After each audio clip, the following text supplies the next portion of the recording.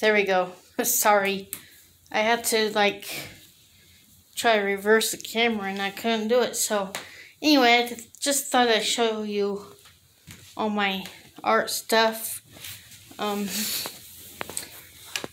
Now, it's like a lot of times when I'm feeling stressed or overwhelmed, I just sit here in my art room and think about stuff, and usually I'll paint. I've been painting every day, but today I probably won't do any painting because today I'd just rather talk about positivity. Now, a lot of people have a hard time being positive, and I understand because I have sometimes a hard time doing that as well. And when I think negative, I kind of try to put in my head, don't think negative, and it takes a while to be positive because of all the things going on. But yeah, you don't have to. Some people don't be positive all the time. There's some times when you just feel like things are not the way you want it to be, and it's hard to think positive.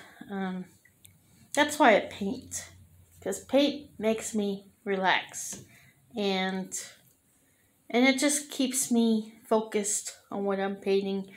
Like this paint I did yesterday to the butterfly and leaves and flowers. I did the couple leaves and couple flowers on stencil, and I had to do the butterfly also in stencil. But I was just thinking that if you do like animals or insects, I was just thinking, think about the shape that you see in the take the butterfly for instance. Can you see like a M shape? You can see that in like paint M, but kind of curve it on the side and on top. And flowers, well, flowers is kind of, I would say flowers are kind of round, except the circle, you have to kind of put squigglies around the circle to make, of course, a rose. And with leaves, it's kind of like a, what do you say? I would say leaves could be kind of a backwards S. Just like geese. If you see goose, the long neck, it's kind of like shaped like S. So that's how you start to paint animals and everything else. And it's not easy to paint animals. At first, for me, it wasn't very easy. I had to keep practicing and practicing. But finally, I learned how to paint birds and cows. But cows, I still, like behind me, see that giraffe? I painted that, I think, last year. And it's the best painting I've ever had with a giraffe. Because giraffes are kind of tricky. Well, I guess they weren't to me, but that giraffe, I was real proud of myself after I painted it, because it just turned out really good compared to how I expected it to be.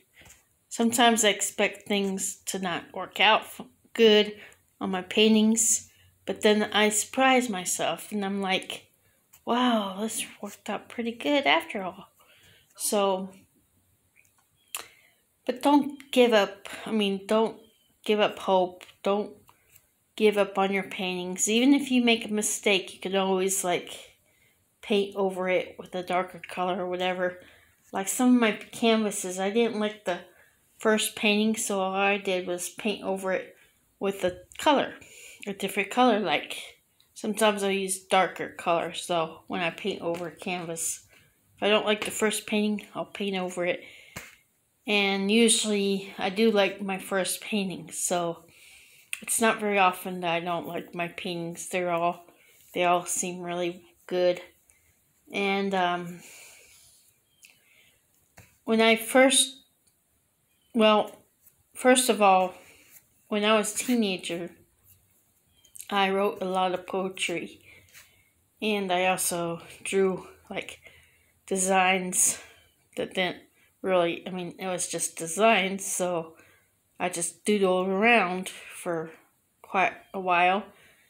And then I saw these paintings one time, and I was like, wow, maybe I should do that. That looks like fun.